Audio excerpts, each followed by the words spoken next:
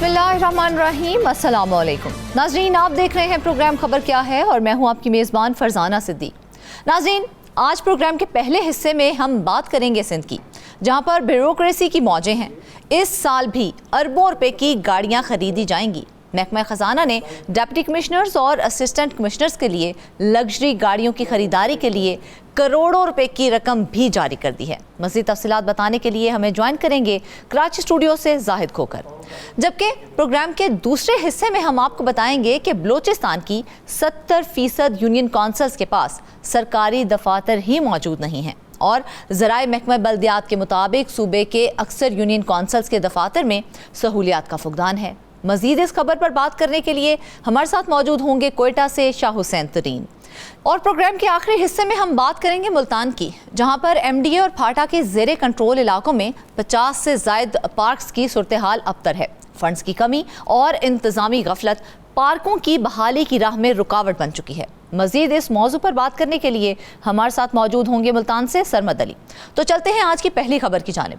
नाज़रीन, कराची जहां पर ब्यूरोक्रेसी की मौजें हैं, इस साल अरबों रुपए की गाड़ियां खरीदी जाएंगी। महकमा खजाना ने डिप्टी कमिश्नर्स और असिस्टेंट कमिश्नर्स के लिए लग्जरी गाड़ियों की खरीदारी के लिए करोड़ों रुपए की रकम भी जारी कर दी है, जबकि रिटायर्ड अफसरान ने सैकड़ों गाड़ियां ताहाल वापस ही नहीं गई हैं। मज़ीद तफसीलात बताने के लिए हमें ज्वाइन किया है कराची से जाहिद खोकर ने। जाहिद, सबसे पहले तो हमें ये बताएं कि सिंध में सरकारी अफसरान की मौजें हैं, उनके लिए लग्जरी गाड़ियों की खरीदारी के लिए कितने फंड्स मुख्तस किए गए हैं? Thank you so much.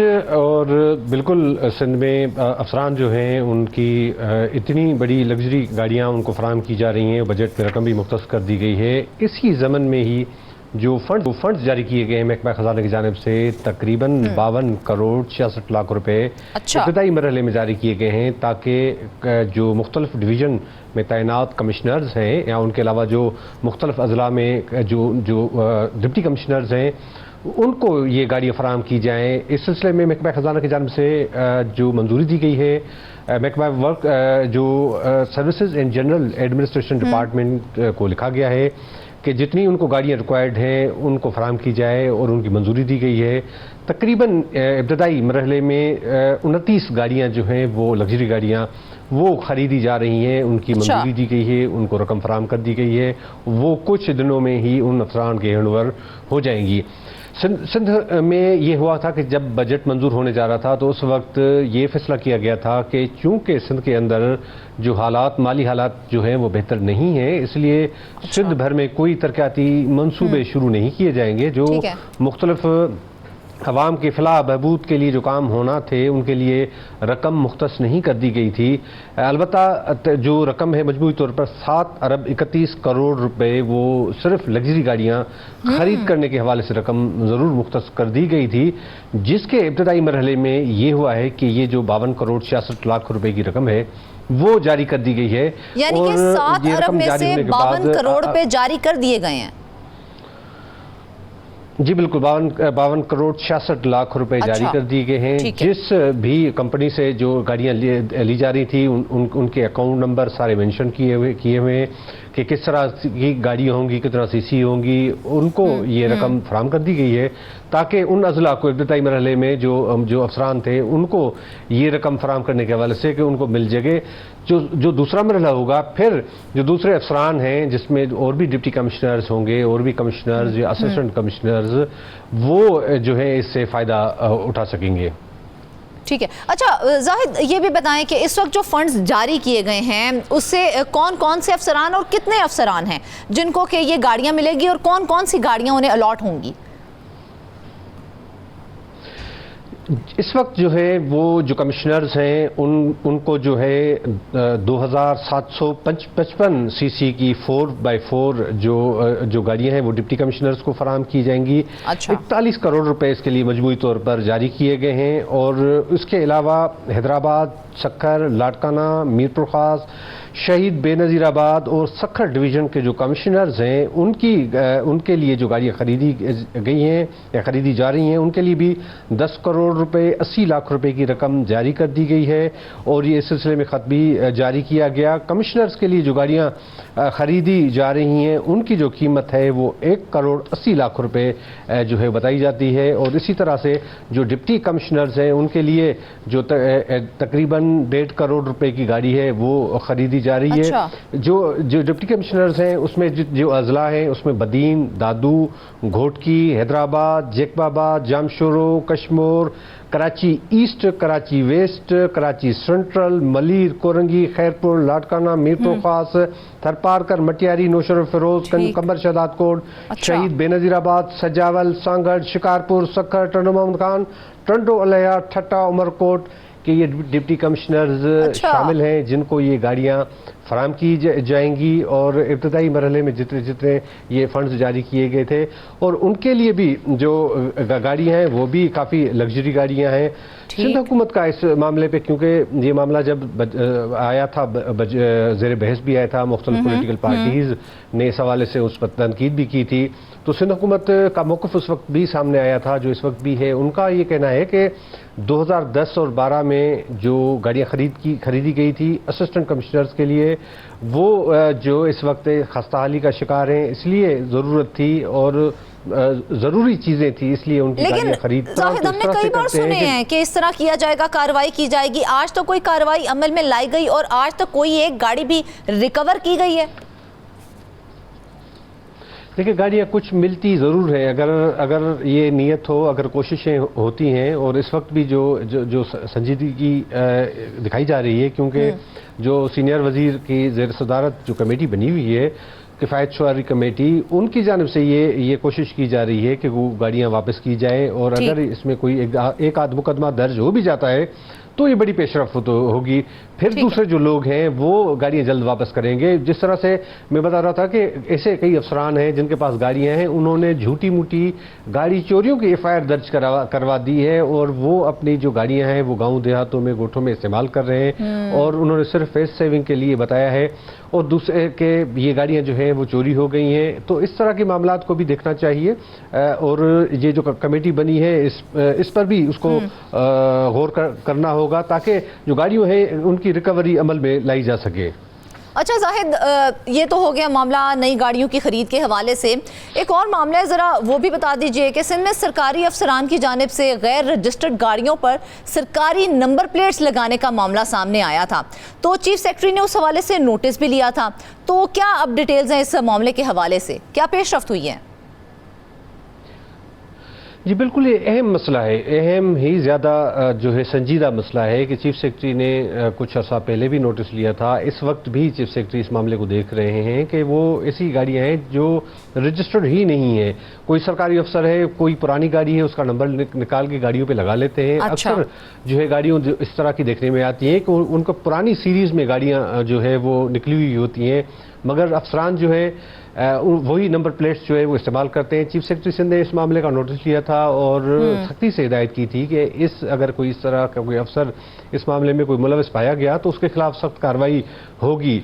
ये एक तो ये मामला है, दूसरा कि सरकारी जो मुलाजमीन हैं या अफसरान हैं वो कानून की धज्जियाँ भी बिखेरते हैं, वो इस तरह से कि वे फैंसी नंबर प्लेट्स, अगर कोई गाड़ी रजिस्टर हुई भी होती है तो उस पे जो है ग्रीन प्लेट लगा के वही नंबर लगा लेते हैं, वो महसूस यही कराते हैं कि ये जो सरकारी गाड़ी है, या उसके ब्लैक काले शीशे जो हैं वो भी करा देते हैं। तो ये एक जाहिद, ये गाड़ियां चलनी तो आखिर सड़क के ऊपर ही होती हैं ना, खुलेआम चलनी होती हैं, उसके बावजूद भी इन गाड़ियों के खिलाफ कोई एक्शन क्यों नहीं लिया जाता, पकड़ी क्यों नहीं जाती हैं? बिल्कुल सही कह रही हैं आप, इनको होना चाहिए। और एक ताज़ा मिसाल अभी हुई थी कि साबिका डिप्टी कमिश्नर दादू, उनकी जानिब से भी यही काले शीशे करके गाड़ी चलाई जा रही थी, जिसका चीफ सेक्रेटरी सिंध ने नोटिस लिया था। बिल्कुल, और उनको जो है एक्सप्लेनेशन कॉल दी गई थी और उनसे पूछताछ की गई थी। तो इस तरह से जब कानून की हुक्मरानी होगी या कानून पर अमल दरामद की बात होगी तो फिर ही ये सारे मामला होंगे।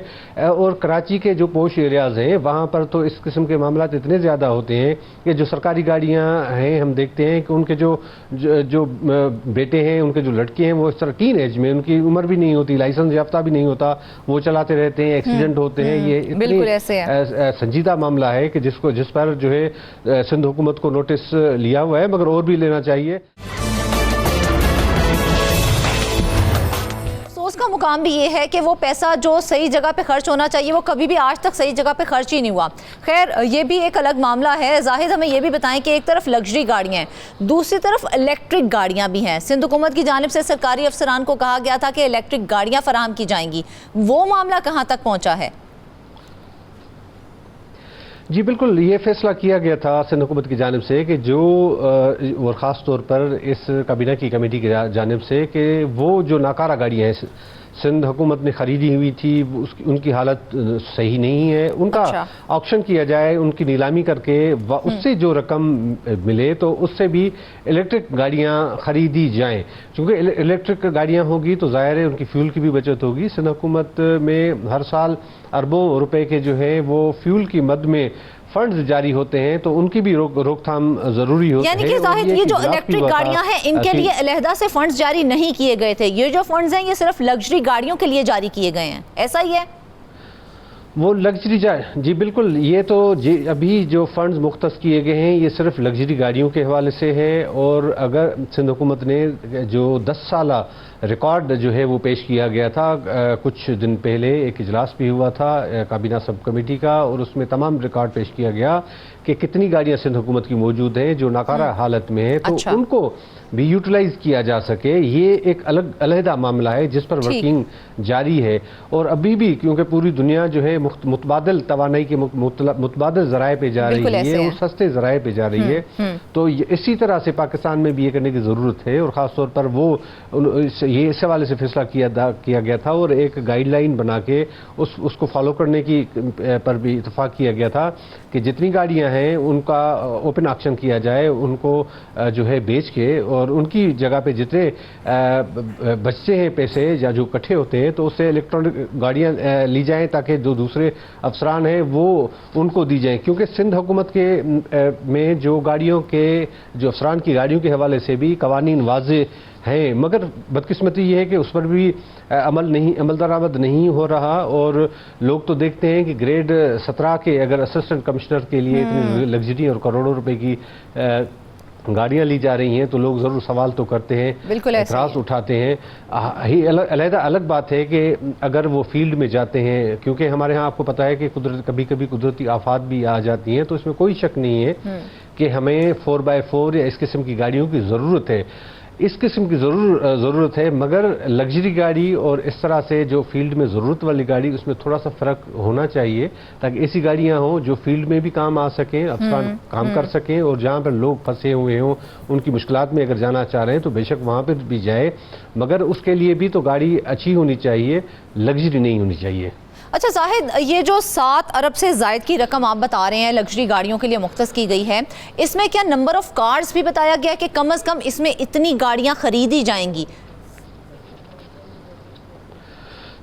जी बिल्कुल, इसमें जितने अजला मैंने आपको गिनवाए थे, तकरीबन 138 4x4 गाड़ियाँ जो है वो खरीदने की जो है खरीदी जाएंगी, जो रकम मुख्तस की गई है। और इसमें दूसरी भी होंगी, मगर इसमें जो 2 अरब रुपए हैं जो सिर्फ असिस्टेंट कमिश्नर और डिप्टी कमिश्नर्स के लिए जो गाड़ियों खरीद करने के लिए रखी हुई रकम, उनमें से जो है 138 जो है वो गाड़ियाँ खरीदी जाएंगी, जिसमें 4x4 और दीगर किस्म की लग्जरी गाड़ियाँ हैं जिनकी मालियत 1 करोड़ 1.5 करोड़ या 1 करोड़ 80 लाख रुपए जिस तरह से बताई गई है। तो ये बात है। और जो कवानीन बनाए गए थे 1997 में बनाए गए थे कि जो अफसरान है उनका तयन किया गया था कि ग्रेड 17 के अफसर के पास, बिल्कुल जाहिर देखा जाए तो सिंध हुकूमत के पास जानिब वसाइल की कमी दिखाई देती है, लेकिन दूसरी जानिब इस तरह के फैसले करना कि लग्जरी गाड़ियां और उन अफसरान को देना जो पहले से गाड़ियां रख के बैठे हुए हैं, कुछ समझ से बालातर है। इस किस्म के फैसले करने से पहले 10 बार हुकूमत को सोचना जरूर चाहिए कि आया हम ये काम ठीक करने जा रहे हैं या नहीं। नाज़रीन, रुख करेंगे हम बलोचिस्तान का। आपको बताएं कि बलोचिस्तान की 70% यूनियन कौंसल्स के पास सरकारी दफातर ही मौजूद नहीं हैं, और ज़राए महकमा बल्दियात के मुताबिक सूबे के अक्सर यूनियन कौंसल्स के दफातर में सहूलियात का फुकदान भी है, जबकि बल्दियाती इदारों के इंतखाबात तो करवाए गए थे मगर बल्दियाती नुमाइंदों को तरक्याती फंड्स मुंतकिल नहीं किए जा रहे हैं। मजीद इस खबर पर बात करने के लिए हमारे साथ हैं कोयटा से शाह हुसैन तरीन। शाह हुसैन, सबसे पहले तो हमें ये बताएं ना कि क्या वजह है कि सिर्फ 30% यूनियन कौंसल्स के दफातर सरकारी इमारतों में कायम हैं, बाकी 70% के पास दफातर ही मौजूद नहीं हैं। तो ये जो 70% दफातर हैं, ये काम कैसे कर रहे हैं? जी शुक्रिया फरजाना। देखें, बलूचिस्तान की ज़्यादातर आबादी जो है वो देही इलाकों पर मुश्तमिल है।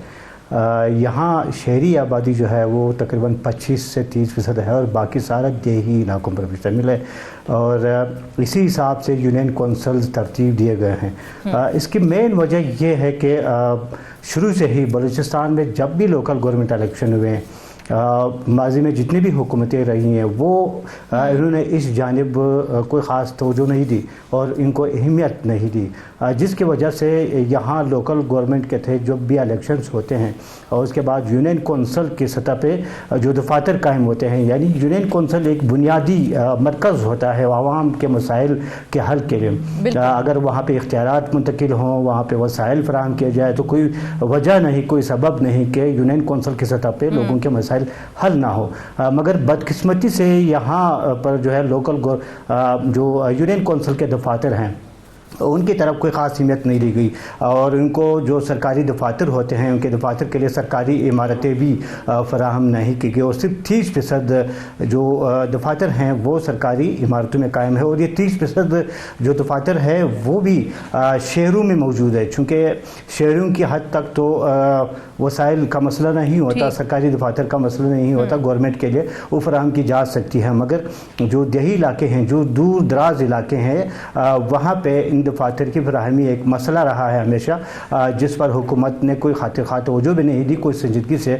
और इस सिलसिले में जो बलदी नुमाइंदे हैं, जो लोकल गवर्नमेंट के नुमाइंदे हैं, वो वक्तन फ़वक्तन आवाज़ भी उठाते रहे हैं कि उनको वसाइल फराहम किया जाए, उनको दफातर फराहम किया जाए और उनको इख्तियारात मुंतकिल किया जाए, जो कि लोकल गवर्नमेंट एक्ट का एक लाजमी हिस्सा है इख्तियारात की मुंतकिली। मगर उनका फुकदान रहता है, इस वजह से जो है ना ये दफातर से महरूम रह गए हैं। और यहाँ पे लेकिन शाह हुसैन यही बात तो समझ में नहीं आ रही है। 50-50 बात होना तो समझ में भी आता है, यहाँ तो 30% के पास सिर्फ दफातर मौजूद है और 70% उससे महरूम है। और अफसोस की बात तो यह है कि उन पर कोई तवज्जो भी नहीं दी जा रही है, जबकि देखा जाए तो ये वो कौंसल्स हैं जिन्होंने आम आवाम की फलाह के लिए काम करने होते हैं, उनकी ज़रूरियात के मुताबिक उनको हल निकाल के देना होता है, तो फिर क्यों तवज्जो नहीं दी जा रही है? जी फरजाना, देखें बदकिस्मती से हमारा सियासी निज़ाम ही ऐसा है।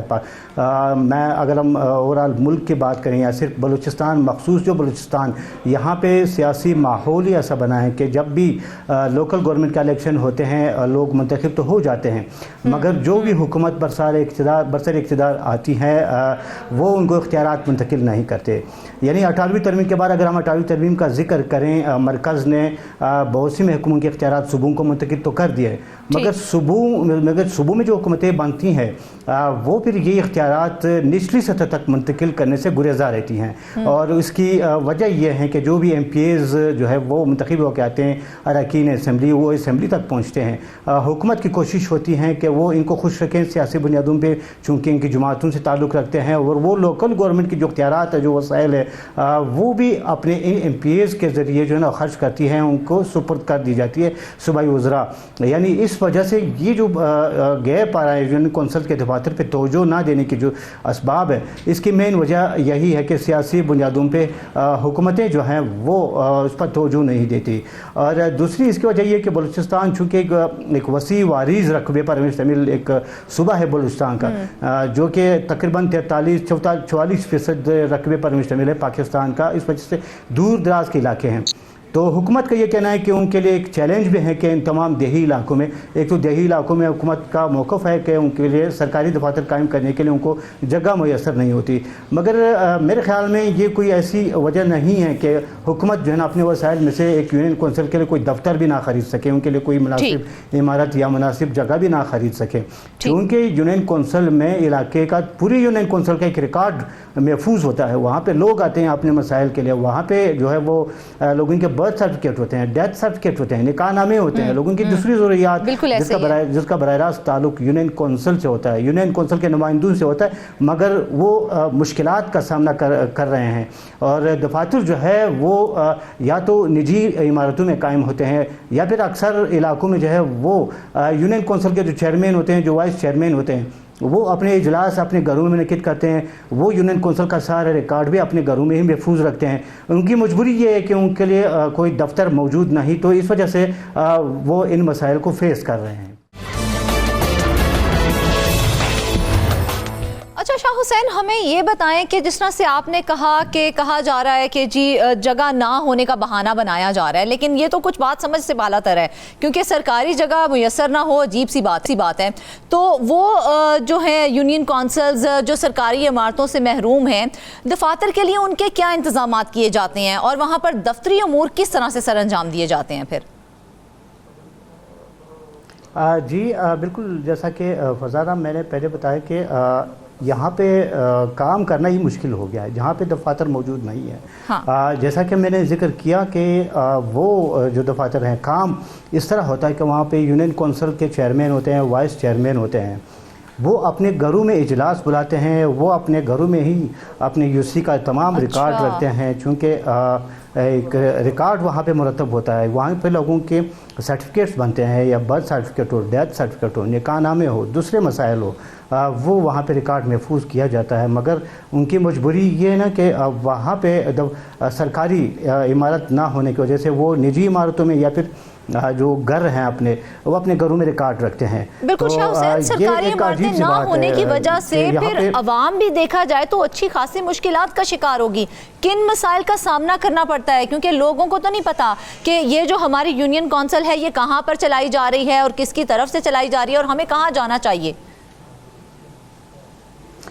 बिल्कुल बिल्कुल ऐसा ही है, क्योंकि लोग जो है ना, जहाँ पे इन मसाइल का सामना है, जो दफातर मौजूद नहीं हैं, सरकारी इमारतें मौजूद नहीं है दफातर के लिए, वहाँ पे लोग दर बदर हो जाते हैं, ठुकरे खाते हैं दफातर ढूंढते हुए, अपने नुमाइंदों को तलाश करते हुए, या फिर टेलीफोन पे रब्ता होता है, या फिर जाके उनको तलाश करते हैं, उनके घरों में जाते हैं कि जो वहाँ पे मसाइल होते हैं अपने काम करवाने के लिए। यहाँ पे जगह में जैसे बताया ना कि यहाँ पे लोगों के काफ़ी मसाइल होते हैं यूनियन कौंसिल की सतह से, जो कि यूनियन कौंसिल के चेयरमैन और वाइस चेयरमैन और जो बाकी जो मुंतखब बॉडी होती है उनसे बराह रास्त ताल्लुक़ होता है।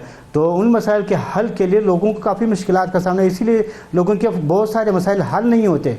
और जब एक दफ्तर ही मौजूद ना हो, एक प्रॉपर वहाँ पे एक स्टाफ मौजूद ना हो, चूँकि क्लर्क बिठाया जाता है, वहाँ पे सरकारी स्टाफ होता है, सरकारी अमला बिठाया जाता है रिकॉर्ड मेंटेन रखने के लिए, वो सरकारी अमला जो है वो मौजूद ही ना हो, मैसर ना हो दफ्तर ना होने की वजह से, तो फिर लोगों को काफ़ी मुश्किलात का सामना करना पड़ता है।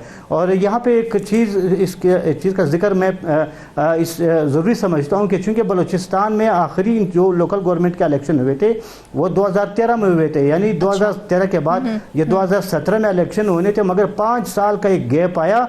5 साल के बाद 2022 में ये इलेक्शन कराए गए, और फिर भी जो है ना बलूचिस्तान के 36 में से 35 अजला में इलेक्शन तो करा दिए गए, मगर कोयटा में ताहाल ये जो लोकल गवर्नमेंट का इलेक्शन है वो नहीं कराए जा सके। कोयटा जो कि तकरीबन जिसकी आबादी अब 35 लाख के लगभग है, और सबसे बड़ा शहर भी कोयटा है, वो मेट्रोपॉलिटन कॉरपोरेशन का दर्जा इस हासिल है, मगर यहाँ पे कई सालों से 2017 के बाद यानी अब 2025 चल रहा है, अभी तक इलेक्शन नहीं कराए गए। अच्छा, इसके अलावा देखा जाए तो बलूचिस्तान अच्छा खासा बड़ा सूबा है, बलूचिस्तान अच्छा खासा बड़ा सूबा है और कुल 36 अजला हैं। 36 अजला में कितनी यूनियन कौंसिल्स मौजूद हैं, और क्या जितनी मौजूद हैं वो काफ़ी हैं इस पूरे जो सूबा है उसके लिए?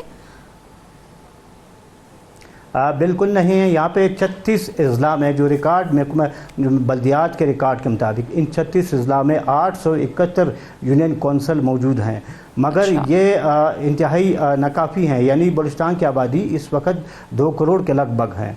तो 831 यूनियन कौंसिल इस आबादी को मद्देनज़र रख कर ये इंतहाई नाकाफ़ी समझा जाता है, और मज़ीद दफातर कायम करने की ज़रूरत है, उनको यूनियन कौंसिल्स की तादाद बढ़ाने की ज़रूरत है।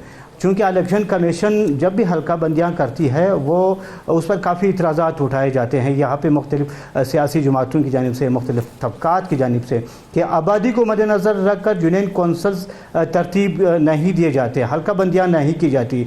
एक हल्का तो 1000 वोट पर मुश्तमिल होता है, मगर दूसरा जो हल्का होता है वो उसके मुकाबले में 3000 वोटों पर मुश्तमिल होता है। यानी हल्का बंदियाँ बराबरी के बुनियाद पर कायम नहीं की जाती, जिसकी वजह से हमेशा लोगों को जो है मुश्किलात का सामना करना पड़ता है। वसाइल की तकसीम का मामला आता है, अगर एक हल्का बड़ा हो एक हल्का छोटा हो और वो बराबरी की बुनियाद पर ना हो तो वसाइल की तकसीम भी बराबरी की बुनियाद पर मुमकिन नहीं होती। इसी वजह से यहाँ पे लोगों को मुश्किलात का हमेशा सामना रहता है और काफ़ी शिकायत भी आती है। अच्छा शाह हुसैन, ये दफातर मौजूद ना होना ये तो काफ़ी जो है सीरियस किस्म का मामला लग रहा है। ये सिलसिला कब से चला आ रहा है और माजी की हुकूमतों की जानिब से अगर बात की जाए तो इस मसले की तरफ तवज्जो क्यों नहीं दी गई है? बिल्कुल ऐसा ही है, क्योंकि ये एक देरीना मसला है। यहाँ पे जब भी लोकल गवर्नमेंट के इलेक्शन हुए पहली बात तो ये कि जो सूबाई हुकूमतें बनती हैं वो इलेक्शन तो करा देती हैं लोकल गवर्नमेंट की, मगर उसके बाद जो बलदियाती नुमाइंदे होते हैं, जो बलदियाती इदारे होते हैं, यूनियन कौंसल से लेके फिर डिस्ट्रिक्ट कौंसल तक, फिर मेट्रोपॉलिटन कॉरपोरेशन, फिर म्यूनसिपल कॉरपोरेशन, म्यूनसिपल कमेटी, जो कौंसल्स होते हैं उनको इख्तियारात मुंतकिल नहीं होते और उनको वसाइल भी सियासी बुनियादों पर फराहम किए जाते हैं। अगर एक यूनियन कौंसल का चेयरमैन है वो हुकूमत के मुखालिफ पार्टी से उसका ताल्लुक है, उनको फंड नहीं दिए जाते हैं। अगर म्यूनसिपल कॉरपोरेशन का की बॉडी है वो हुकूमत की हामी है तो उनको फंड्स दिए जाते हैं, और अगर उसका ताल्लुक अपोजिशन से है तो उनको वो ना वसाइल दिए जाते हैं और ना उनको फंड दिए जाते हैं, जिसकी वजह से वो फिर जो अपना टर्नओवर है वो अपना टर्नओवर पूरा होने तक गुज़ार होते हैं। यहाँ पे एक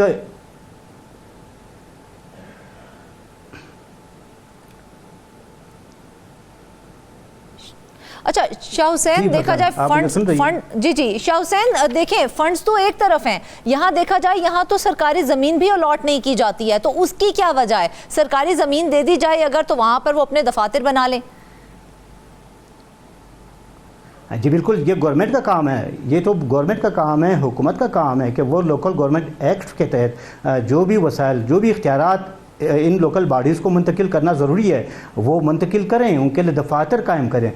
जहाँ जहाँ पे सरकारी ज़मीनें दस्तयाब नहीं है वहाँ पे जाके ज़मीन ख़रीदें, लोग देने के लिए तैयार है। अगर गवर्नमेंट वहाँ पे दफातर कायम करना चाहें तो हुकूमत के लिए किसी यूनियन कौंसल के दफ्तर के लिए ज़मीन ख़रीदना कोई बड़ी बात नहीं, कोई मुश्किल काम नहीं है। अगर हुकूमत इतने इखराजात करती है वहाँ पे एक यूनियन कौंसल के दफ्तर के लिए भी ज़मीन ख़रीदी जा सकती है, मगर ये कि संजीदगी कभी नहीं दिखाई, संजीदगी का फुकदान है। अगर संजीदगी दिखाई जाए और लोगों के मसाइल का जो अदराक किया जाए तो ये एक बहुत कोई मुश्किल काम नहीं है, कोई ज़्यादा बड़ा मसला नहीं है कि वहाँ पे हुकूमत जो है वो यूनियन कौंसल का दफ्तर कायम ना कर सके, मगर ये कि कभी यहाँ पे संजीदगी का फुकदान ही रहा है। अच्छा शाह हुसैन, हमने देखा है कि कोयटा में ताहाल बल्दियाती इंतखाबात नहीं करवाए गए हैं, जबकि सूबे के बाकी अज़ला की बात करें तो बल्दियाती इंतखाबात मुकम्मल हो गए हैं। कोयटा में क्यों गवर्नमेंट लोकल गवर्नमेंट जो है वो नहीं बनाई जा रही है और उसके इंतखाबात नहीं करवाए जा रहे हैं? जी जैसे कि 2017 में मैंने शुरू में जिक्र किया कि 2017 में आखिरी मरतबा बलूचिस्तान में लोकल गवर्नमेंट के इलेक्शन होने थे, मगर वो नहीं हो सके। इसकी मुख्तलिफ वजूहात है, कई वजूहात है, मगर ये कि बाद में 2022 में यहाँ पे लोकल गवर्नमेंट के इलेक्शन हुए बलूचिस्तान के, और कोयटा के इलेक्शन फिर भी नहीं कराए गए। मेट्रोपॉलिटन कॉरपोरेशन है कोयटा का, यहाँ के इलेक्शन नहीं कराए गए। इसकी वजह ये बताई जाती है, जब हमने मालूमात की यहाँ इलेक्शन कमीशन के ज़राए से मालूमात की तो उनको यही बताया गया कि चूँकि कोयटा में 2023 में हल्का बंदियाँ की गई थी, नई हल्का बंदियाँ की गई थी। कोयटा को 4 जोन में तकसीम किया गया था, मुख्तलिफ टाउन्स में तकसीम किया गया था, और लोकल जो यूनियन कौंसल्स हैं उनकी तादाद भी बढ़ाई गई थी आबादी के तनासुब से, मगर बाद में ये सियासी इख्तलाफात की नज़र हो गई और बाज़ जो लोग थे वो चले गए, इन हल्का बंदियों को अदालत लेके चले गए, वहाँ पे उन्होंने स्टे ले लिया। चले शाह हुसैन, मुझे एक शॉर्ट आंसर दे दीजिए, मुझे सिर्फ ये बताइए, गुज़िश्ता हुकूमतों की तो हम बात ही नहीं करते हैं ना, मौजूदा हुकूमत की बात कर लेते हैं। उसकी जानिब से बल्दियाती इदारों को दफातर और फंड्स की फराहमी के लिए किसी किस्म के कोई इकदाम किए गए हैं या नहीं किए गए हैं?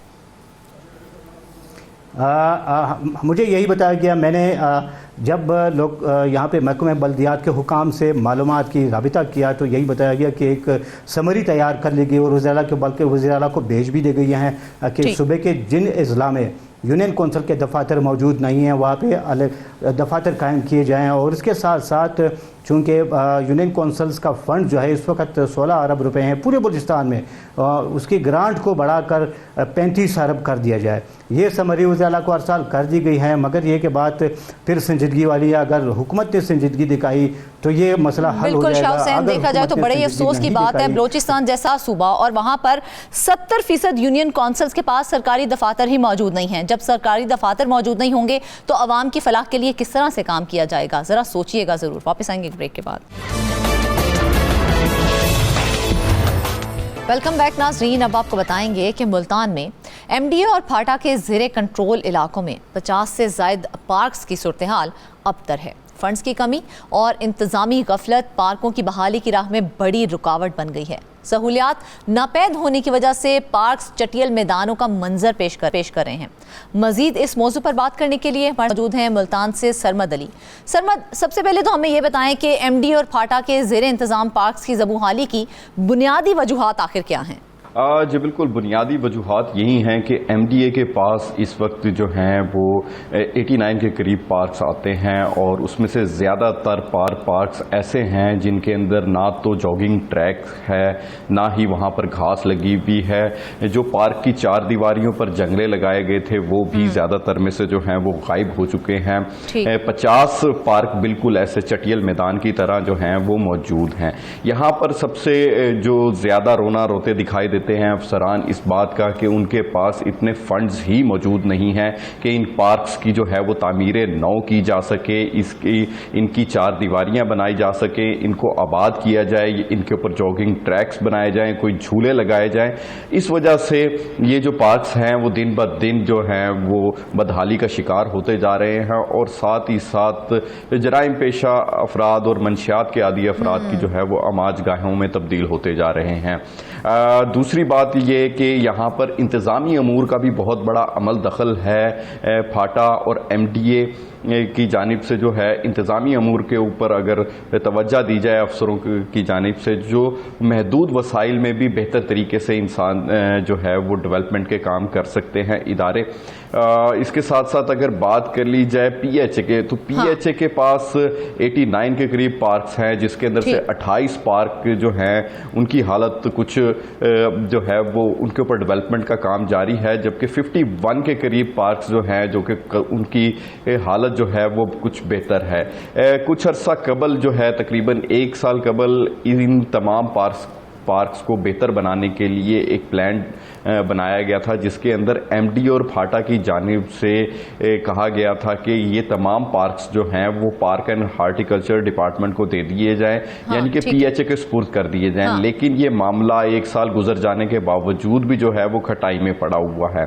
अब बात कर ली जाए इन पार्क्स की, तो ज़्यादातर पार्क्स जो हैं वो MDA और फाटा की जानिब से जब भी जो कॉलोनियाँ बनाई गई शुरू में मुल्तान की जब डेवलपमेंट शुरू हुई तो शाहरुख आलम न्यू मुल्तान के एरियाज़ में हर ब्लॉक में वहाँ पर एक पार्क स्टार्टिंग में दिया गया और एक पार्क ही एंडिंग पे जो ब्लॉक था उसकी एंडिंग पे दिया गया था। इन पार्क्स का मकसद जो था एक तो माहौल दोस्त इन्वायरमेंट बनाना और दूसरा ये था कि जो शहरी हैं उनको एक अच्छा इन्वायरमेंट भी मिले और बच्चों की सैर व तफरीह के मौक़ों के साथ साथ खेल के जो ज़रूरियात थी उनको पूरा करना था। लेकिन कॉलोनीज़ जो हैं वो डेवलप होती गईं और इन पार्क्स की तरफ जो है वो ज़्यादा तवज्जो नहीं दी गई, जिसकी वजह से साल गुजर जाने के बावजूद ये जो पार्क्स हैं वो काफ़ी जो बुरे हालात हुए में हैं। इसी तरह अगर बात कर लीजिए जो आगे ना जिनके अंडर ये पार्क्स आते हैं, आखिर हुकूमत का भी तो कोई काम बनता है ना, तो पार्क्स की बहाली के लिए हुकूमत की जानिब से कोई अमली इक़दामात होते नज़र आ रहे हैं आपको? कोई तवज्जो दी जा रही है इसके ऊपर?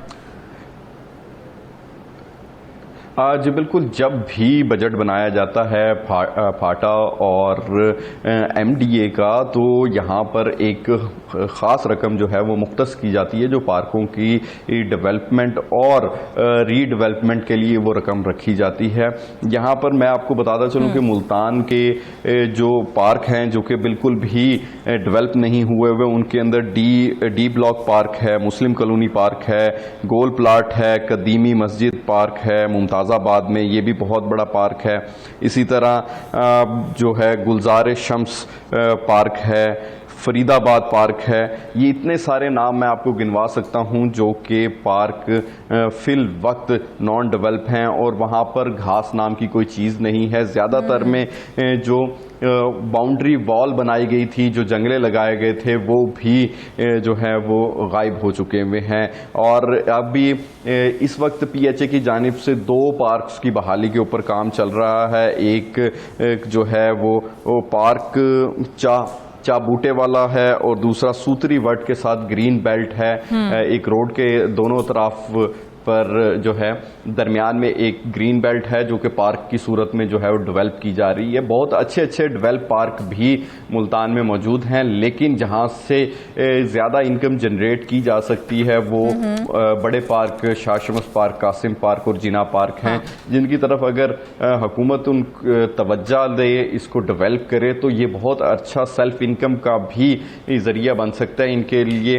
लेकिन हुकूमत ने तो जो तवज्जो देनी है सो देनी है। पीएचए की अगर बात करें तो वो तो सेल्फ इनकम पर चलने वाला इदारा है। क्या उनके पास पार्क संभालने की सलाहियत मौजूद नहीं है कि पार्क की ये हालत हो गई है? देखें, पीएचए की जानिब से वहाँ पर फूल और दरख्त, घास वगैरह का तो मुकम्मल इंतज़ाम करने की जो है वो कोशिश की गई है, लेकिन जब डेवलपमेंट करनी होती है तो वहाँ पर नए झूले भी लगाने होते हैं। जो पार्किंग एरिया है उसको भी डेवलप करना होता है। बहुत सारी चीज़ों का ख्याल रखना पड़ता है कि दूर दराज इलाकों से एज अ पिकनिक मनाने के लिए जो लोग यहाँ पर आएँ उनको फैसिलिटेट किया जाए। ज़्यादातर पार्क्स के जो झूले हैं, कैंटीन्स हैं, इन तमाम को जो है वो ठेके पे दे दिया जाता है, जिससे पीएचए की इनकम जनरेट होती है और उस इनकम जनरेट हुई हुई इनकम है उसका कुछ रकम जो है वो दोबारा से उन पार्क्स के ऊपर लगा दी जाती है। इस वजह से ये जो सेल्फ सपोर्ट वाला सिस्टम है जिसके अंदर हुकूमत की तरफ से कोई फंड्स नहीं होते, सेल्फ इनकम के ऊपर इदारों को रिलाय करना पड़ता है, उसके अंदर टाइम बहुत ज़्यादा खर्च होता है किसी भी जो है उसको चीज़ को बेहतर बनाने के लिए। अच्छा सरमद, जिस तरह से आप बता रहे हैं इसका मतलब तो ये है कि ये बहुत ही टाइम गेनिंग प्रोसेस है और जो है पीएचए उसके पास इतनी सलाहियत मौजूद नहीं है, तो फिर किस तरह से पार्क्स को बहाल किया जाएगा? देखिए, जो कुछ अर्सा कबल पीएचए और एमडीए और फाटा के दरमियान एक मुआहदा होने जा रहा था कि पार्क्स की जो इंतज़ामी अमूर हैं वो पीएचए को देने के लिए जो है वो एक सिस्टम बनाया गया था। पीएचए का देखें जी, जब सेल्फ इनकम की बात आए, जहाँ पर पार्क हों वहाँ पर लोगों की आमदोरफ्त ज़्यादा होती है। उस आमदोरफ्त का फ़ायदा उठाने के लिए पीएचए की जानिब से सेल्फ इनकम जनरेट करने के लिए वहाँ पर जो है वो मुख्तलिफ शॉप या आप उनको कह सकते हैं कि छोटी छोटी दुकानें बना दी जाती हैं जहां से ठेके की सूरत में पीएचए को कुछ आमदन होती रहती है और उस आमदन का कुछ हिस्सा उसी पार्क के ऊपर जो है वो दोबारा से री इन्वेस्ट होता जाता है। इस तरह से ये टाइम टेकिंग प्रोसेस है, इसके अंदर टाइम लगता है, लेकिन इसके जो नताइज हैं वो चंद सालों में जो है वो आ सकते हैं। वो मुख्तलिफ पार्क्स जो कि मुकम्मल तौर पर ज़बू हाली का शिकार हैं उनको बेहतर बनाने के लिए ये तरीका जो है वो अपनाया जा सकता है और इदारे की इनकम का ज़रिया भी बन सकते हैं और सैर व तफरी का जो मौका है वो भी आवाम को मिल सकता है। लेकिन सर देखा जाए तो जिस तरह का हमारे मुल्क का एनवायरनमेंट है, जिस तरह का मौसम है, उस मौसम में तो लोग खुद ब खुद चाहते हैं कि वो पार्क्स का रुख करें। फिर क्या वजह है कि इतनी सेल्फ जो इनकम है इन पार्क्स की नहीं हो पाती है और वो इतना रेवेन्यू जनरेट नहीं कर पाते हैं, जबकि हमारी आवाम तो बहुत ज़्यादा पार्कों में जाती है? देखें, जिस तरह की सहूलियात होती हैं, सहूलियात को देखकर ही अवाम जो है वो पैसे भरती है। इसी वजह से जो ज़्यादातर प्राइवेट निजी कॉलोनियों के अंदर पार्क्स हैं, वहाँ पर झूले जो हैं वो अप टू द मार्क हैं, वहाँ पे सिक्योरिटी के अच्छे इंतज़ामात हैं, वहाँ पर जो प्रॉपर एक सिस्टम बनाया गया है, जिसकी वजह से शहरी जो है उन जगहों पर जाना ज़्यादा तरजीह देते हैं as compare to in parks के, क्योंकि यहाँ पर ना तो सिक्योरिटी के कोई इंतज़ामात होते हैं ज़्यादातर में, और अमला भी पार्क्स का जो है वो नहीं होता। जो छोटे ब्लॉक्स की मैं बात कर रहा हूँ, कॉलोनी के जो पार्क्स होते हैं, इस वजह से शहरी कुछ फासले पर जो दूर कॉलोनियाँ बनाई गई हैं वहाँ पर जाकर अपना टाइम भी गुजारते हैं और जो है वो बिल्कुल सरमद, देखा जाए जो होते हैं वो सस्ती तफरीह होते हैं, लेकिन आवाम को अगर सस्ती तफरीह नहीं मिलेगी तो फिर आवाम कहाँ जाएगी? ये उनका एक हक बनता है जो उन्हें हुकूमत की जानिब से फराहम करना बहुत ज़रूरी है। लेकिन अगर पार्क्स की बहाली का काम मुकम्मल नहीं होगा, अगर झूलों की मुरम्मत का काम मुकम्मल नहीं होगा, तो ये किसी भी बड़े हादसे का वजह या सबब बन सकते हैं। लिहाजा हुकूमत को इस हवाले से सीरियस होकर सोचना चाहिए। नाज़रीन, इसके साथ ही आज के प्रोग्राम से बस इतना ही। अपनी ढेर सारी दुआओं में हमें याद रखिएगा। इजाज़त दीजिए, अल्लाह हाफ़िज़।